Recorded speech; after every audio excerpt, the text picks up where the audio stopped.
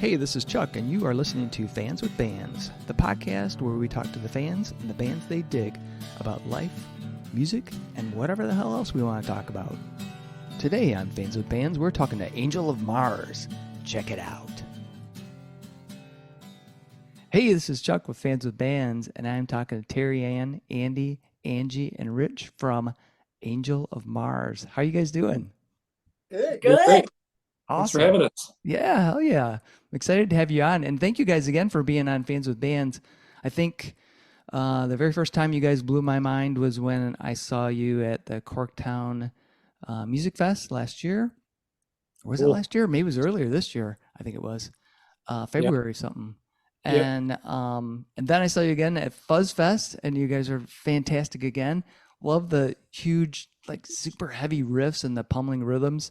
And I was like, man, I got to talk to you guys and get the story. But so thank you so much for being on Fans with Bands. I appreciate it. You're welcome. Thank you. Yeah, thanks for having us. Yeah, hell yeah. So, and I'm looping in. So, and we also have fans, and so I should make sure to throw in the fans because we got a nice crew here. We've got Steven, we've got Jason, we've got Colleen, we've got August, and we've got Kathleen. So how you guys doing? Awesome. Kathleen. Yeah. Is that my other sister? The whole family will be on. It's the it's the whole family. It's awesome. Yeah. Oh wow. Yeah. I don't think I've ever seen them at one gig, but it's good to have them here now. Awesome. So I'm curious, like, how did the band come together? How did Angel of Mars form? Terry Ann can tell that story the best, I think. Absolutely. All right. Yeah, it's all you now. Okay. Well, all right, here we go. So one of my favorite bands of all time is Truly, out of Seattle, long time ago, showing my age, but they have a song called Strangling, right? And I used to listen to that song religiously. So there's a part in there. He's like, "There you are, Angel of Mars," and I'm like, "That's it. I gotta have a band called Angel of Mars." and that was Didn't like, matter what kind of band. no, it did. Absolutely, it did, because I lived out in Oregon. And I was huge into Doom because I lived in Eugene, Oregon for 12 years. And hello, Yob, Mike Scheit. That's Eugene, Oregon. The huge Doom community out there. Yeah. So anyway, I wanted to start a Doom band. Oh yeah, there's August. Wearing an Angel Mars t-shirt. I don't know. Yes. And oh man. I don't want to show my boobs, but I'm wearing my my Bloody Butterflies t-shirt underneath my sweatshirt here. So I always had this concept. About 10 years ago, I wanted to start this band called Angel of Mars, and it just didn't really work. I mean, it was really, really hard to find anybody that wanted to do Doom. Wanted to do that type of C standard tuning type of thing. So it was Rich's birthday and that was about, Rich, what was that, about 2 years ago? 3 years ago. It was like 2019. Yeah, 2019. October. I was at his birthday party. Pre-COVID. Yeah, and I brought up to Rich, I'm like, listen, I really want to start. At the time, I was like, I want to start this all-girl Doom band, right? And call it Angel of Mars. And I had already had Darlin' Angie. She was already jamming with Andy and I all. I was like, I want to do it. But Rich was like, well, would it be all right if I join it? Yeah. Like, need a bass player? And then, of course, after he said that, Andy's like, well, you can't be in the band without me being in the band. And so I was like, okay, well, I guess it's going to be, and Angie had no idea about this yet, but we kind of just made sure she was cool with it. Because her kid was already in the basement. Like we were already jamming she Some keeps other her kid people. at our house. So, yeah. So Angel of Mars just happened, and once we started playing together, I already had a couple songs, right? But Yeah. once we started playing together, it was like butter. It was like butter. I mean, it just naturally flows, and we continue to do that. That's cool. It's so fun, and I I mean, think the first jam that we did, like that we were just messing around, that ended up being was it Siren? Or Yeah. Yeah. and it's Siren and Scorpio, which is a song that we still play. That Nice. it just started with let's just mess around and see what we can do. And then it just blossomed into something cool. And that was like really literally the very first time we got together and messed around. So That's awesome. That's awesome. cool. And yeah, Chris- and through the Looking Glass was like that too, big time. Yeah. Like one of the things that happens is Rich will come up with this. Well, lately, especially, Rich will come up with this sweet ass riff, just this cool, just kind of almost mesmerizing riff, right? And then Angie will run on that with her cool beats, right? And then Andy will go off into another planet per usual, and then I just try to get him back to Earth. So that basically We're what all out in it's space. basically what's happening here. Since the beginning, I've developed a lot better grounding techniques, so she doesn't have to reel me in so much. Oh yeah, anymore. well we make sure he's barefoot at practice, so he gets his concrete grounding. so it's definitely interstellar jams then for sure. Well, Mhm. yeah, we like to have And Terrios just start coming up with some words or some kind of melody, no words, and we follow that. And then a new Yeah. change happens, and then something else happens, and it just keeps on giving. Yeah. Very organic. That's Yeah. awesome. That's awesome. So what do you I mean, is there anything in particular that kind of inspires the music? Is there any type of and I know it's probably all over the place with each song, but is there any typical That's awesome. Just Doom. Yeah, it's just Doom. Yeah, that's our motto is cuz doom. Instead of When in just doubt, it's 'cause just Doom. Doom. Cause Yeah. Doom. The logo like that, you know. Because Yeah. just Yeah. Well, no, I mean, just what Doom. inspires it? Well, it's really honestly, it's kind of like we get together and it's usually on Sundays, and then when we get together, it's just like we're playing. I'll write structured songs. Don't get me wrong here. Now, mind you, we have about 4 songs that are 4 or 5 that are pretty structured. I lay it down at actually Mount Doom, Vince's studio. And, there's a lot of doom in this band. But yeah, at Vince's studio, Mount Doom, I'll lay it down and then I'll be like, hey guys, I wrote this song, right? So there is that, and those definitely come from, hate to say it, but a lot of heavy shit. There's been a lot of heavy going on in my life lately. And well, for the past few years. And I've just been trying, it's a wonderful outlet to just get rid of those things that may be attaching themselves to my body and just get it out into the music. But on top of throwing a song that I might have written to them that they put all their hot sauce on the burrito with, Right. make it into a really good burrito. For me, vegan, rich vegan, for Angie and Andy, very meaty. So it's a very well balanced band. But Impossible Burger. Yeah, right, exactly. But and then once in a while, like after that, Rich will come up with this riff, and then we've written a song together, and there's quite a few of those, Awesome. especially the ones that we're in the studio about now. Those all were full collaboration, improvisation. Just happened that Nice. like it just naturally happened organically like Yeah, that. it just comes out. It's It different. starts when we're warming up at practice, just kind of getting our just making some noise, and then all Yeah. of a sudden it becomes a jam that lasts for 15 minutes, and it's like, yeah, we got to do something with that. Yeah. And then we then we move on. Yeah. We got Yeah. a few of So them. do you Record it. because I remember, like years ago when I was in a band, it was very much like that.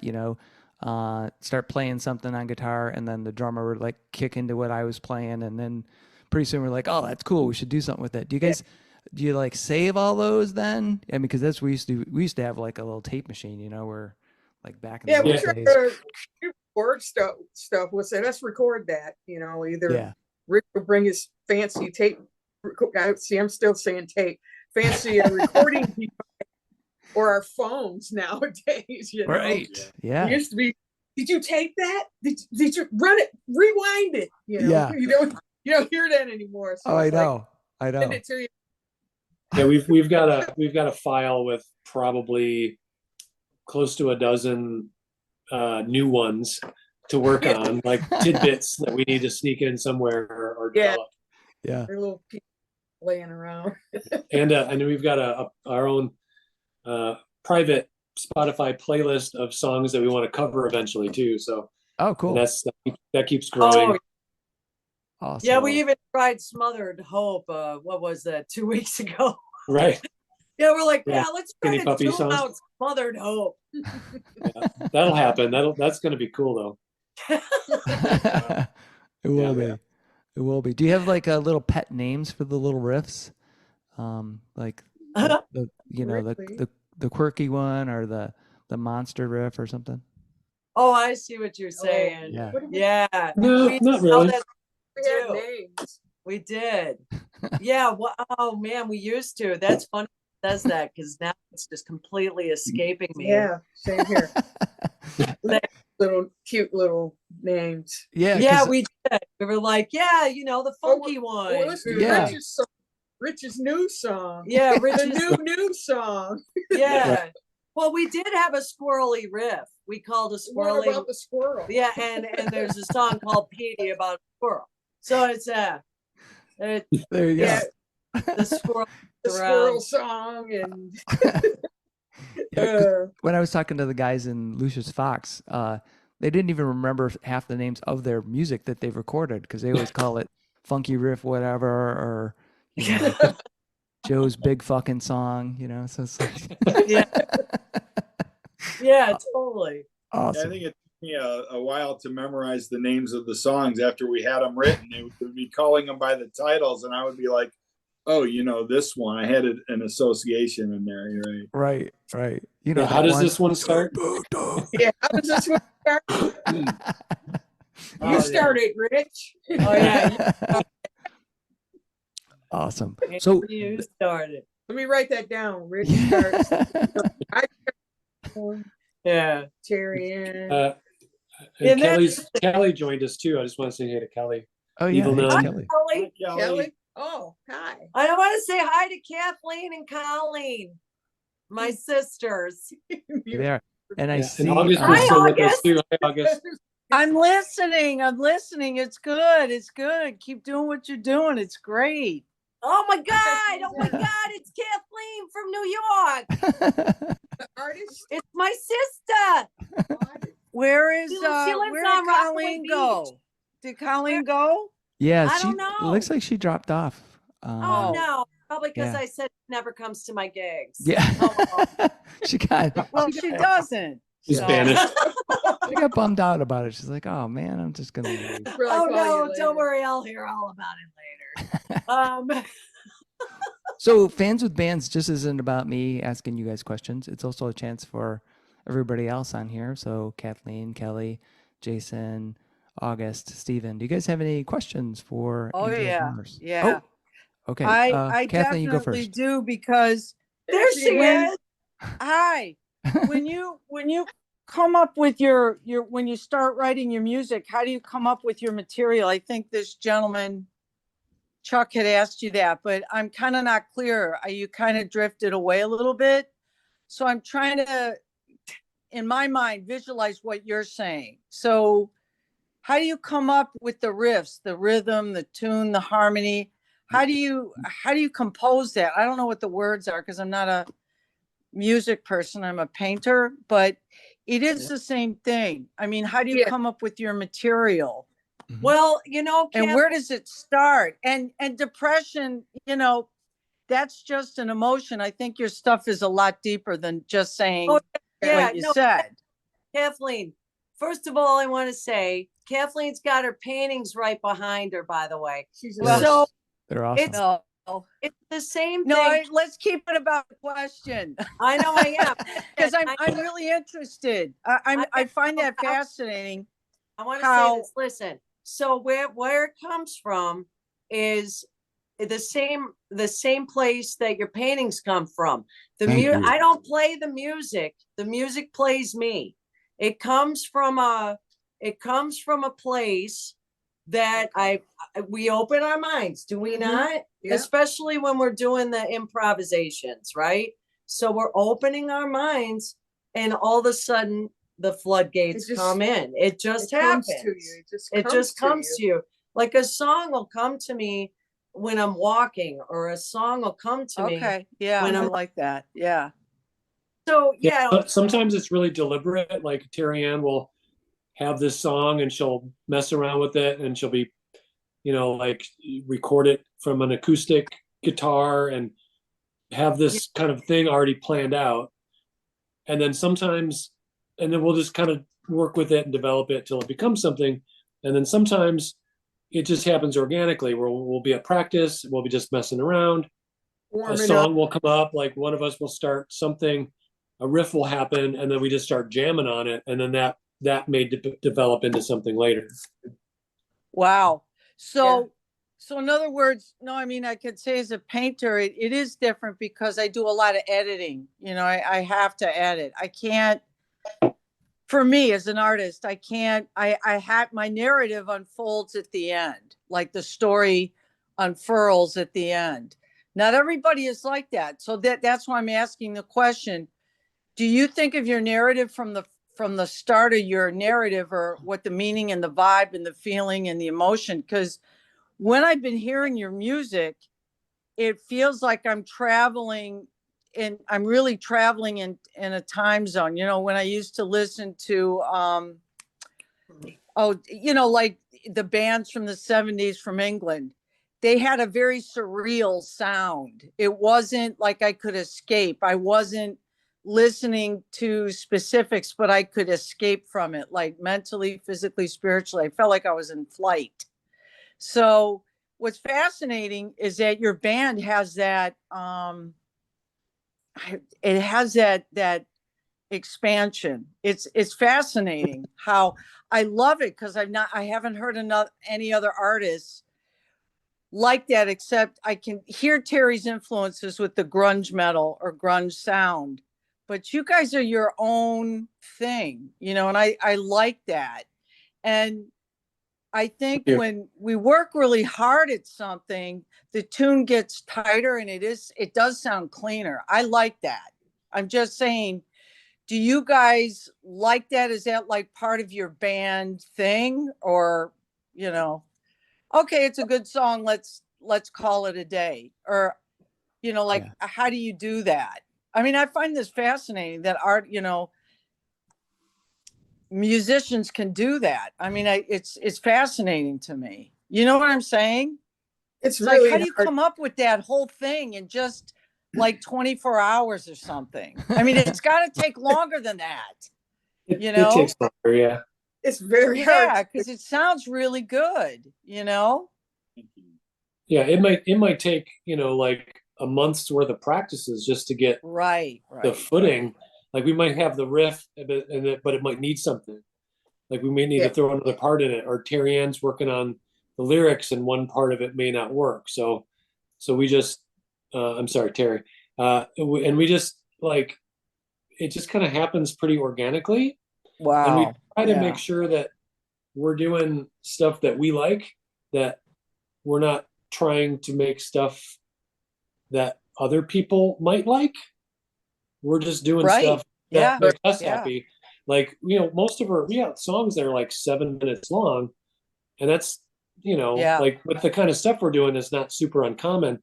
But there were times like Terry would say, like, oh, I think maybe we need to cut this down, make it more, like, I don't know, a little more compact for people to be able to digest it. And it's like, well, we shouldn't, because now we're compromising ourselves for somebody else. So we Right. need to keep it the length that it needs to be for us. Like, We do it by feel. It'll feel right. We end the song all at once. It's like we need to do that. We need to keep it there. That was too natural. Yeah, there's almost It like was a natural. yeah, there's almost like a collective vibe there, like an intuitive sense. The band kind of, like Terry was saying, the music plays itself. It comes to us, and we allow ourselves to be the vehicle for that expression. And and a lot of times everybody's contributing to the process of writing. So it's I mean, that's the whole reason I've been doing it the whole time is for that. That's the spiritual experience. That's well, and I don't even know if that's the word I'm looking for, but that's what gets my gonads. Where did Chuck go? I think I There's fell off the August. I fell off the screen because I Where's wasn't Chuck? talking. Where's everybody else? Jason, Yeah. you still there? Yeah, he's still here. I'm still here. I'm largely just listening, guys. Yeah. Yeah, So, there he is. Hi. Could I say something? Yeah, go for it, Steven. Thanks. It's a real pleasure to spend a little time with your band tonight. thank you. I first saw you at the Bolero Lounge in early April, I think. Nice. Nice. I had just gotten over COVID. It was my first time out for 2.5 weeks. Oh, And I just wanted to get out of the house and just walked in and thought, oh, there's a band playing in there. I'll see what this random bar band is doing. And man, was I impressed. You guys have such a beautiful, full sound. It's like molten chocolate. It's like it's a sound I haven't heard in years, man. And listen, I'm 67, right? And I guess it reminded me a little of Black Sabbath at their best on their first 2 albums. It's the sound. Okay. That's what really gets me, besides the great writing. I mean, and I love the long notes and the sustains, but I've been telling all my friends about it, and I'm telling them to come on the 23rd to the Bolero to see it. yeah. And that Nice. room really loves your sound. It resonates like a cabinet built for your sound. So that's a perfect place to see you guys. And Thank you. Great venue. I want to see you guys before the crowds start, while you're still unpopular. While okay. So, That's so- Thank you so much. so I mean, after that gig, I was so impressed. I walked around and looked at all the pedals you were using, because I know that you guys have really specifically chosen the sound you want. And I see a more specific discernment in the use of pedals you use than most people. right. The And whole then music Terry, your is husband's playing a guitar I've never seen before. It sounds fucking great. Such a great balance of sounds, the deep drone and the fuzz leads and your rhythm, Terry. Hey, you're a great band. All right. I Thank have you. a question though. And basically I'm a saxophonist, but I'm a bass player as well. And I want to ask Rich a question. Yeah, sure. I'm not as good a bass player as you, but I was really impressed at, excuse me, I've got to turn off something. I was really impressed at the sound you were getting out of that Eastwood Map bass. All right, those are good basses, and I like them because you can play some nice high chords with perfect intonation on the high Right. strings on them. But generally, I don't think they have a lot of sustain. Basically, I was wondering how you achieved that deep sound on your Map bass. What were you using to boost that? Because they don't know it sound that way. Yeah, I use a Electro Harmonix Big Muff Pi for bass. Okay. Uh-huh. And what else did I have? I've got an Ampeg SCR DI pedal, which kind of helps me control a lot of the tone of it. So the big muff. Sorry, go ahead. Ampeg SCR-DI. Yeah, it's the DI pedal. Like it's kind of like its own. It's a DI. It's a direct in pedal. You can adjust the tone and the volume. It's got an added scrambler function to it that I never use because it's not quite in the right spot, but it kind of brings that richness into it. Okay. And Yeah. yeah, I don't know. I just been playing around with it. I'm still not happy with completely happy with my tone, but everyone tells me that they like it. So Yeah, I was going to you say know. your tone is really good because it's got a nice tight punch, Right. as opposed to being really fat and like sometimes bass players, Yes. which it's all personal preference, but they Mm. kind of like a sound that's kind of I don't know. I find I describe it as fat or wide. It's Right. and muddy. Whereas I like a bass that's like yours. It's just kind of. You get a Yeah. little bit more of the Wow. mid and the higher Yeah. end. Yeah. I like Yeah. the growly bass sound. Yeah. Something's just Yeah, it sounds good. you And know. it Yeah. blends Thank you. really well with the band. It just, you guys blend so well together. I can't tell you enough how excellent your achievement is with the total sound. All right. And I think that's the audience probably hears it more than you because I know what it's like when you're playing. You don't Right. really hear it. You're playing, but good job. Yeah. I'm gonna come That see means you again. a lot to me because I listen for that stuff when I'm listening to other bands. I'm listening for the sound. I'm listening to that sonic, just the texture of the overall recording to, Right, you right, know, yeah, if right. it hits me like that, then I Mhm. know. So I really appreciate what you just said. Yeah. And I can tell, Terry, you're real sincere. Your vocals, you're right there. It's Yeah. just it's awesome. I just love Aw. your band.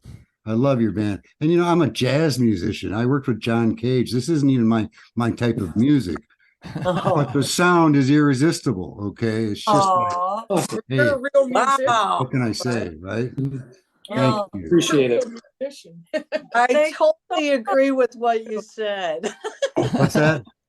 I heard it said, I wish I could speak like that, but I love what you said. I totally agree. Mhm. Okay, thank You you. capsized it in beautiful poetry. Thank you. Okay, thank you. God, Awesome. awesome. Anybody else have any questions? August. Huh? Anybody Where's else have any our friend August? She's there. There she is. She does. She's a There they drummer are. in the band. August doesn't want to be seen or heard. Looks like my girlfriend Elaine has joined us too. Where's Hi, Elaine? He's in there. From Mexico? Elaine's in Mexico. Awesome.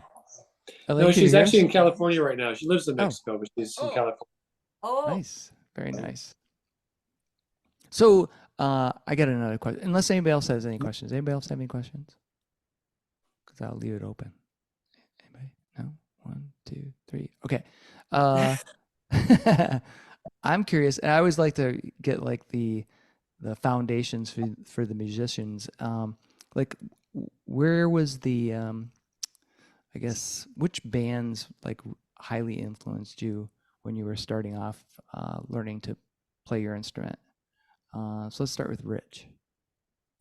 Well, so the weird thing is I got my first guitar when I was 16 and played it badly and never, took some lessons and never really went that far with it. And then kind of like after high school, I kind of put everything away and didn't touch any instruments for quite a long time. And I don't know, maybe 2015-ish, 2016 or so, my friend Beth asked me to play bass in her band. And I luckily my brother had a bass that he perma borrowed from somebody that he let me perma borrow, and and I started playing again. I'm like, okay, this is something that I've needed. And but as far as influences, so I first, back in like the 80s, late 80s, I learned to play bass off of the Cure's Head on a Door album. Nice. So that's a super bassy album, great album. I used to love the Cult, all the, everything from Southern Death Cult to Death Cult to Cult. Those were some of my big ones. But I was also into like a lot of industrial, and I had my phases that I went through. Right. But definitely kind of more in the punk vein for most of it. And but yeah, Joy Division is one of my favorite bands, and Peter Hook, you know, he's an idol to me. Like I want to replicate his bass rig, you know, identically, just to put that together, but don't quite have the funds for that system yet. But I'm trying, you know, getting there. Yeah. But he does the same thing. He's got a bit of the high end. He plays a lot of high string stuff, but he also has a low tone with it too. And that maybe that's where I get that from. I'm not sure. Cool. Angie, how about you? Ooh, it's a lot of them, especially with drums. I was originally a guitar player when I was a kid, but I couldn't get any lessons. Oh, hi. Okay. Here's Andy. Yeah, as far as drums go, I really started getting into Peter Criss Nice. from Kiss, and then John Bonham, and the John Bonham thing really took off. Just that big bass drum sound. That's why I have a 26-inch kick. Hell yeah. That socket sound, you know, that socket in your face sound. And I went on to Neil Peart from Rush, and I really got into the prog rock scene in the 80s, and various other bands I grew up with as well. I had multiple genres growing up: funk, blues, rocks, classic rock, then the metal scene. A little bit of the punk scene. I wasn't a hardcore punk person because the drums were all the same to me. Yeah. And so I kind of gravitated away. I like the power chords from the guitar players from punk scene. But as far as drums, I really got into more of the technical parts of it. Journey, got Van Halen, Alex Van Halen. Yeah. And I go through phases, just like Rich says. I go through phases. I'm listening to Rammstein's drummer. He's really fantastic, really tight drummer. Tool, Danny Carey. Oh yeah. So I'm learning little things that they do. I'm self-taught, so I play by ear all the time. So I drive in a car and drum beats come into my head, and sometimes they end up at practice. You sound good. Yeah. You sound real good. And you always improve. And go back to my roots once in a while. Go back to Parliament Funkadelic, Funkadelic. Some of the early 70s stuff my sister used to listen to all the time that I didn't understand because I thought it was too weird. Now I love them, and listening to all these different bands and just the pocket playing from the drummer, back, from that era, those guys are just fantastic. Bootsy bass playing. He was always on the one. That's what George Clinton always liked about Bootsy, and it changed their sound dynamic after that. But drums, it's all over the place. I'll listen to Tony Williams. He's a jazz drummer. Yeah. He does cool stuff with his hi-hats. So that's stuff I pick up on from different genres of music. Cool. Awesome. Andy, how about you? Well, I guess, when you said the question initially, I started to think of the records, my first records that I got. I think the very first record was Kiss Alive 1. Yeah. Like me too. that album. That album is so damn good. God, it's great right now. I want to listen to it right now almost. Brother, Oh, it's great. Come on, dude. You're the deuce.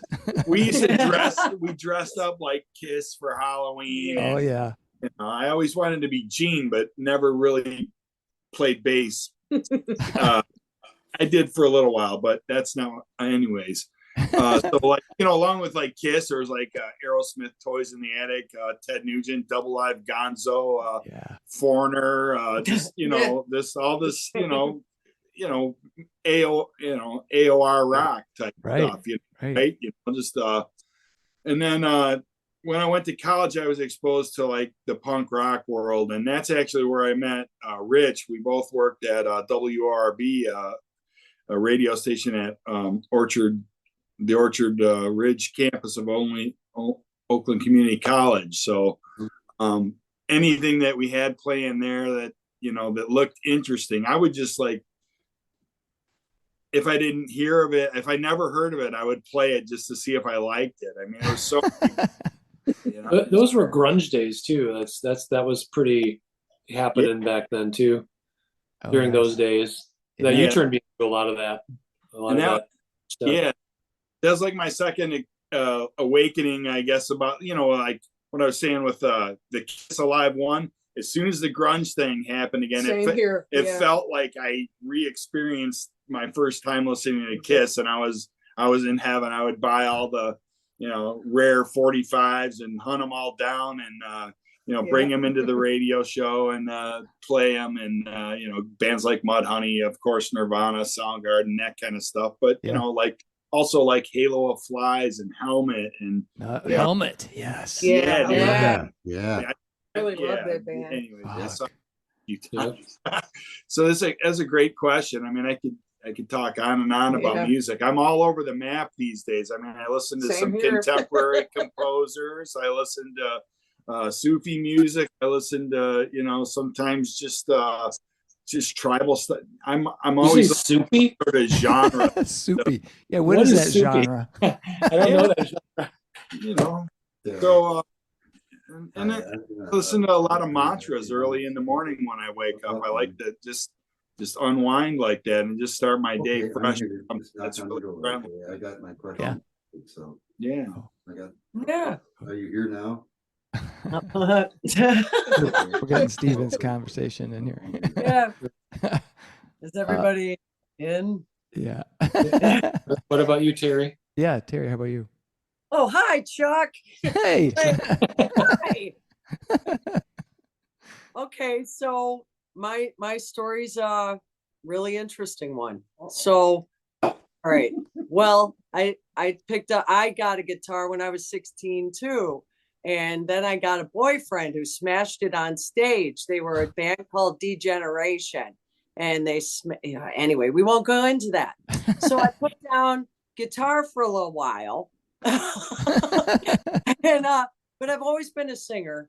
I used to sing opera in high school. I did the solo and ensemble stuff and all that. Yeah. Nice. But later on in life, I got another guitar because I moved to Seattle, you know, because I obviously, as my sister said, I of course I loved the grunge time, right? Yeah. But why did I love the grunge time? Why did I love Mudhoney? Because I love the Stooges. And it is so freaking obvious that they do too. Yeah. And so what I got from that was, oh, I want to go to Seattle because they need more Detroit, right? So, you know, like that was just because I was always wanting to be like a musician everywhere I went, right? It started a band wherever I went, right?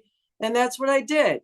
So I lived in Seattle for about a couple years, and then I ended up in LA because Seattle was rough for me at the time, and I ended up in LA, and let's just say I got clean, and during that time period, I worked at a pawn shop on Santa Monica Boulevard called Elliott Salter Gives Instant Loans. And during that time period, I got a guitar, and I was friends with this coffee tender at the time who moved in from New Jersey. His name's Phil.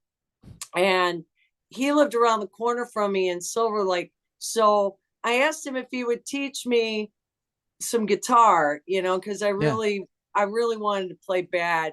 And I knew that he would teach me what I wanted. So the first song I ever learned was I Want to Be Your Dog.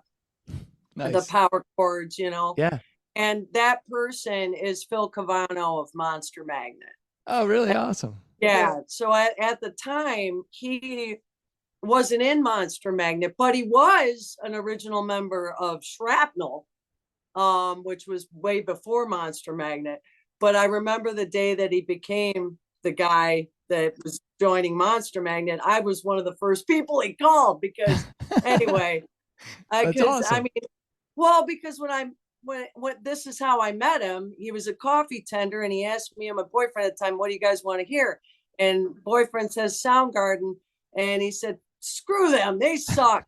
And I was like, well, do you have any Monster Magnet? And then it goes from there. Oh. But so that was the first guitar lesson I ever got. And then I dabbled, but I really was just a lead singer in bands usually. I had a band called Heavy Liquid in LA. Obviously, right? I love the Stooges. I love Iggy Pop. But yeah, so but yeah, and then I moved to Eugene, Oregon because I hated LA. And I absolutely loved Eugene. And when I lived in Eugene, I wanted to buckle down and really learn guitar because I got tired of having to count on other people. I had songs in my head I wanted to write and I needed to put them down. And I was like, I got to learn how to play guitar. So I buckled down and I learned how to play guitar out there. And my guitar teacher out there, his name is Jason, and he was not anymore, but he was the guitar player for the Cherry Poppin' Daddies. So cool. That was out there. So it just is the West Coast, though. Mm-hmm. I don't know how to describe it. You can sneeze and it's some star. You know what I mean? Like right. It doesn't. It's just how it is out there. So it's a 7 degrees of Kevin Bacon that did it. Yeah, right. Like it's somebody did something, you know what I mean, at some point. So but that's just part of my little learning story about playing guitar. And obviously I love my power chords, right? And and I just run like that. Like I'll have a song in my head, but once I get home and try to mimic the riff that I have in my head, well, it comes out a little different. But then I just elaborate from that. And I learned all that I learned at a young age that the songs that grabbed me the most had a real simple drive behind them. Like my favorite Aerosmith song is Seasons of Wither. Oh, right? Yeah, that's awesome. You know, so think about it though. Is it really that complicated? Not necessarily, you know what I mean? But it's just the way. But it's got a cool moodiness to it. Moody, like the moody stuff always, you know, like my dad who recently passed away loved amazing moody music. He loved the Moody Blues. He loved, you know, anything with a mellotron, right? Oh my God, right? Mellotron. Oh God, what I would do for a mellotron. I've often told people, you know, if it's okay Procol Harum, 10 years. Oh yeah. You know, and like I mean it's always been about the moody stuff. Like, and my sister will, you know, she'll remember too, when I was young, I loved Kate Bush. I loved Kate Bush. And I was always really into you know, in high school I was into some real strange stuff at the time that not a lot of people knew about at the time, you know, but that stuff that moved me because it was moody. I loved Swans before Swans. I mean, Holy Money, you know, like I loved that time period. I loved Sisters of Mercy. I loved Bauhaus. I saw Skinny Puppy when I was 16. You know, I loved that time period of like just stuff that was dark. You know. And I don't know if it's depression. I don't know. Actually, dark music and heavy metal or doom metal actually gets me out of depression. It's the light. It is the light. Black attracts light. Yeah. Well, you know, that's a good point you make, because it's not just a lot of people. You know, there's certain stereotypes about like people that are into like heavy music or dark music, thinking that those people are either they're evil or and not necessarily evil, but you know, maybe violent or something. And the thing I've learned is that all the people that I know, because I was, you know, heavy into heavy metal and thrash and all that stuff, death metal, those are the nicest people I've ever met. You know, they're like super cool and chill, and they're like laid back, and some of them are super introverted and just don't want to be, you know, the music allows them to be together with these other folks, and it like lets them experience, like let go of all that whatever they're holding in, right? That's Um, right. So they can, if they want to mosh, they can mosh and you Yeah. know, have a good time. And it's not about, kicking somebody's ass or fucking somebody No. up. It's about just, having a good time and just getting all that out of you, right? Oh, tell like Right. it is. Tell like it Right. is, Chuck. Because I'll tell you what, I've been to a lot of Grateful Dead shows, and there's been more fights at those than any metal show. I'm- Wait, the Oh, worst is oh, go to a pop country show. it's- Go to a well, pop it's country the show. truth. That's Fuck. why I call the Doom community the Grateful Undead. Yeah. Because the Grateful Undead heads, right? Yeah. Because Right because- on. because it's such a peaceful atmosphere. Yeah. I've never been to a metal show that I didn't feel 100% like Yeah. I belong. Yeah. Well, when I saw Yob for the very first time, it was like a spiritual experience. I was like, wow. Yeah. This band, holy crap. Oh, yeah. Crazy. Oh. Let's see. So, what was I going to ask you guys? Oh, there goes Steven. If you guys could do like, kind of a, I guess it'd be the ultimate show. If you guys could like play with any other bands, what would those bands be, and where would you like to do that show? Anywhere in the world. Jeez. Holy. That's a tall one. Uh, yeah. What did Rich say? Jeez. Like maybe we should have asked us that question to think about it like weeks ago. I know. That's- I should have probably punted it out there early because you're like, oh God, I got 3 seconds to come up with an answer. Yeah. So many. I mean, Well, Jesus, do they have to be alive or dead? Yeah, they could be Is it- any. Oh. This is a fantasy, so go Yeah. for it. Oh my God. Well, Grease with Vangelis. Nice. Awesome. I didn't know that. I should Only know that. only during the 666 Aphrodite's Child period. Yeah. During that double album time, Awesome. Yeah, please God. Yeah, that would be great. uh, But- Andy or Angie, you guys, any dream bands to jam with? I mean, like sit in with them. like any Or yeah, you could just jam with them or be on stage with them. Oh, You're either you Dream for them bill or- that you're playing Always- on, Yeah, dream bill. Yeah, and venue. yeah. What? Somehow have I a. always wanted. Go ahead, Ange. Oh, and I mean, yeah. this. It was a while ago. I said it'd be cool to jam with Kiss, Yeah.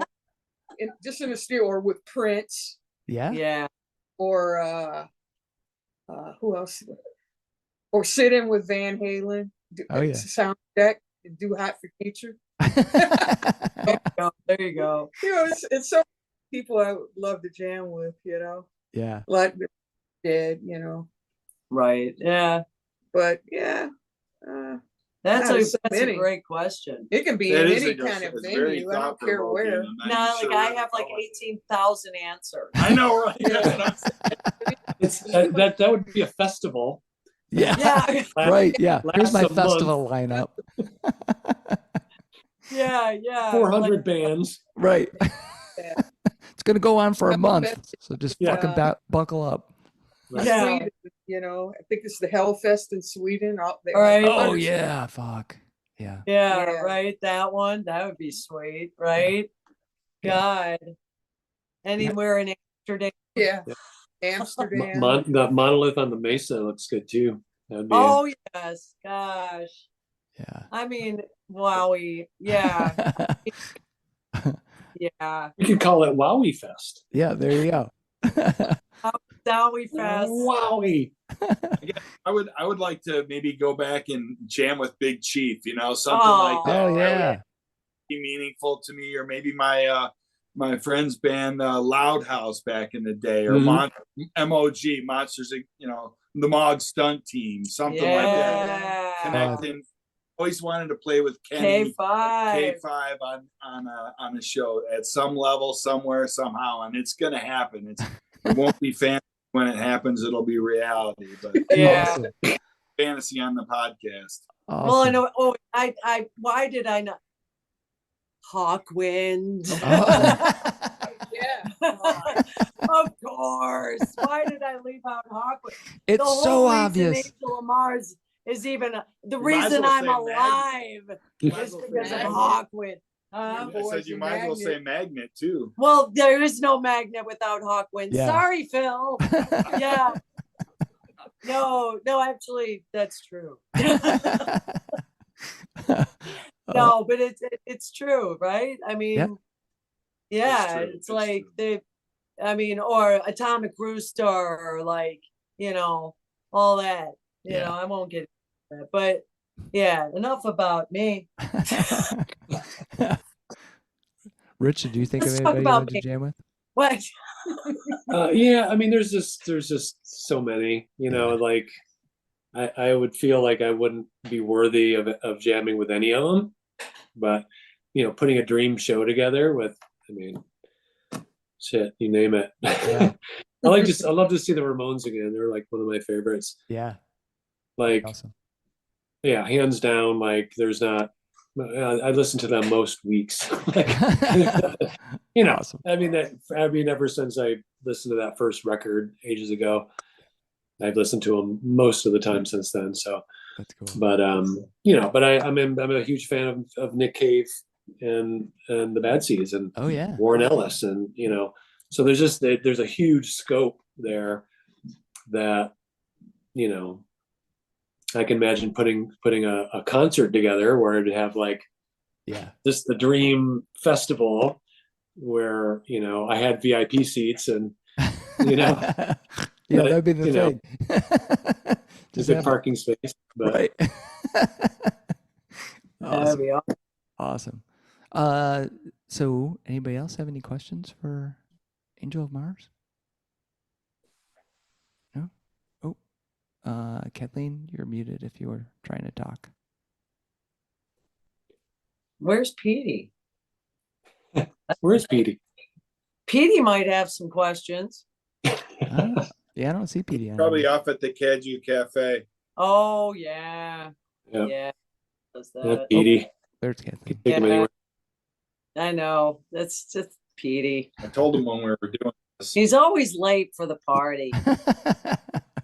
But then he becomes the party. So Oh, there you Yeah. go. kind of a win-win. There you go. Yeah. Yeah, but what's Chuck up to these days? I like seeing your face. So let's see. Well, what have I been doing? So I just got back from the UP. Went to Awesome. the Humongous Fungus Festival in Woo! in Crystal Falls. There's an 80-acre. You can't actually see the mushroom; it's underground, obviously. But it's 80 acres in size, and it is 2,500 years old. So, Oh, yeah. So they have this, but the festival sounds like it'll be really cool, but it's really just this small town festival where they have a little parade, and I think they had a Journey cover band playing, and little vendors market and stuff. So did that. oh, sweet. Yeah, and then we were just hanging out up north talking to I think brewers. Petey's here. Oh, is Oh, Petey here? oh. Well, Where's Petey? uh-oh. I think, oh no, Petey showed up. Oh God. Oh man. Well, we can't take him anywhere. And I'll tell you, this Petey is, I can't even put any bird food out or anything. And it just, he goes everywhere we go, and there's nothing to do about it. It's just the way it goes. So for everybody that cannot see this because they're going to be listening to it, Petey is a gigantic squirrel. Apparently some kind of friend of Angel of Mars, who's out of hand. It's clearly out of hand. He's totally. Yeah. Yeah, he's like, he's a little Petey with the black hair, wide face, bushy tail, and side. Now, why haven't I seen Petey at a show? Yeah. Well, because he's shy, I think. I think he knows we're going to sing the song about him. And he's like, I don't want it to be about me. I mean, I could be wrong, right, Petey? Petey's just not in his head there. Oh, Petey. God, Yeah. Petey. So, Awesome. yeah. But I liked it. You were talking about Chuck. You were talking about this mushroom underground. Yeah. Like Yeah. You it's know, blowing my mind. so actually where you were living in Oregon is the largest one. It's 300, Oh. 380 hectares. So Oh, whoa. gigantic. Yeah. But it's all like a single DNA organism. Whoa. That's been around. I think the one in Oregon's been around for, I don't know, 5,000 years. Yep. Holy moly! Where's the one in Oregon? I'd have to go do a Google. I can't wonder if remember. it's near Yachats because they have. Sounds that like it's all huge- over the place. Yeah. Oh Right. yeah. Well, You're that's standing on it. Yeah. Yeah. Yeah. It does. These things do grow naturally in your Yeah. backyard. So we no were doubt. we were on this search for trying to find like unusual festivals, right? So we and we saw this and like, all right, we're gonna go up there. And then we ended up getting like, so it was almost like the mycelium, which is that interconnection between the mushrooms, and the mushrooms actually talk to the trees, and the trees talk to the mushrooms. I love it. But Yeah.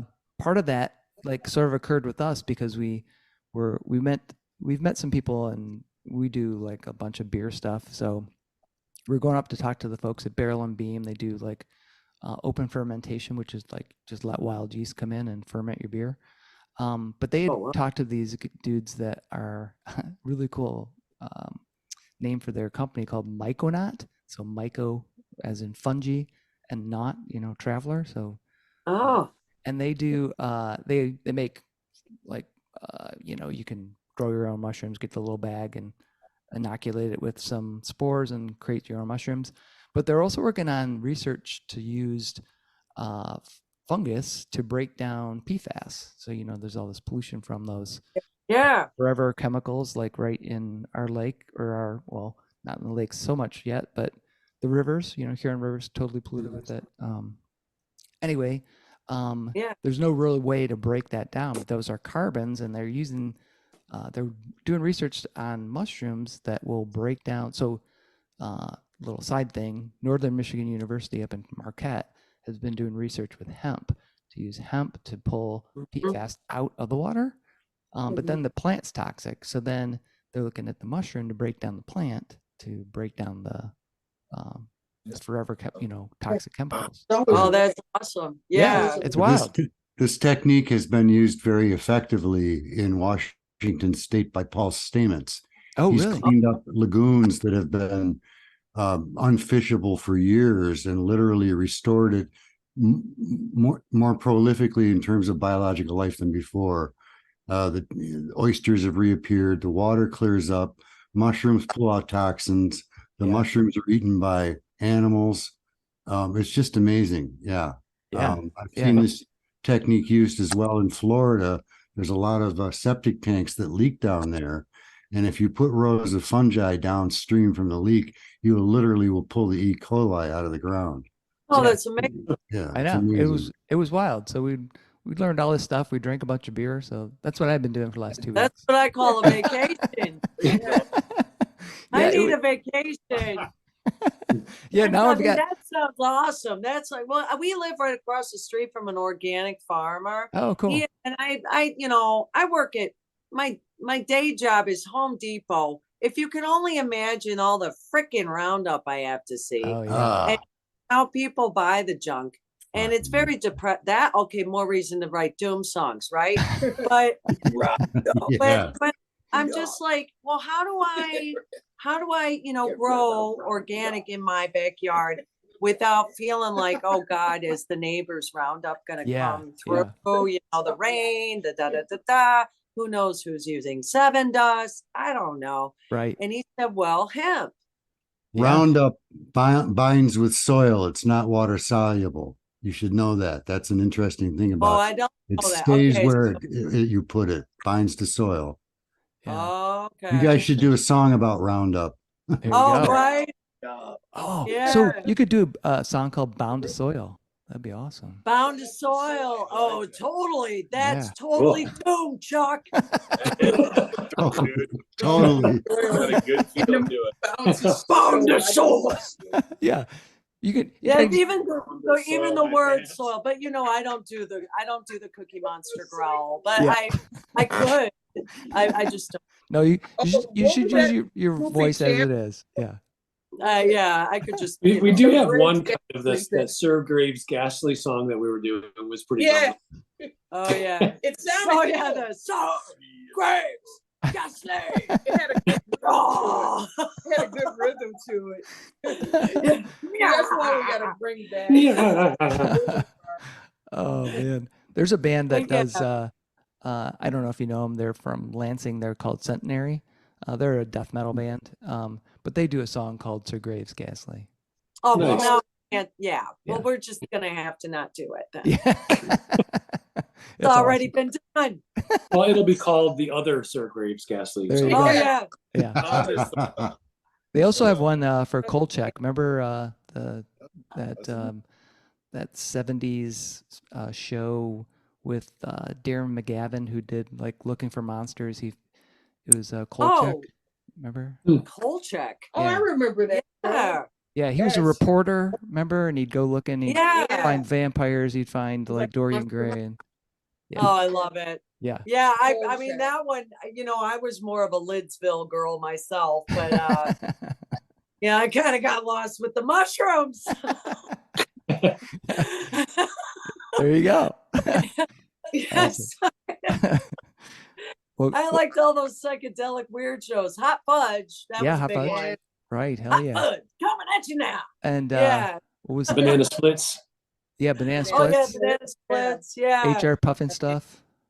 HR puffin stuff. Yeah. Yeah. Oh, they were on drugs for sure. Oh, Yeah. God. It was all messed up. For sure. Yeah. They were- must have been from Oregon. Yeah. And it was a dark show. It was really dark. It was. It was Wow. crazy. Yeah. Yeah. Wow.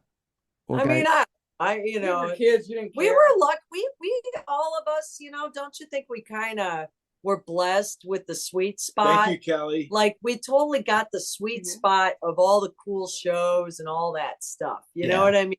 Like Yeah. I think we Oh, we I were didn't pretty see- blessed, Oh, yeah. 'cause Mhm. For if sure. it wasn't Bugs Bunny, it was like, I mean, some really tripped out shows, man. you know? Yeah. Oh yeah. Oh, I yeah. mean, but then we got Three Stooges and all our parents' stuff, right? Like on top of that to boot, That's right? right. So Well, pretty guys, blessed.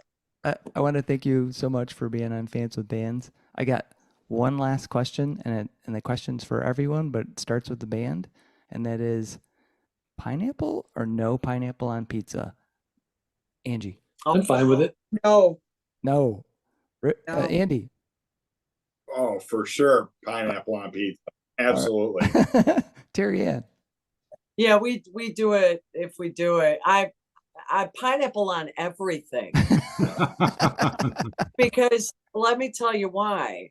I hear that pineapple for women is really good. Really good.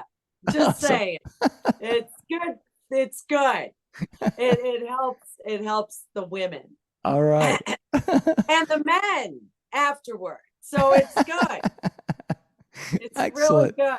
Excellent. Pineapple on everything. Pineapple is also really good You to know get rid of something. parasites. Oh, what? I'm sorry. I'll start going. On pumpkin seeds and pineapple and ginger. Yes. There you go.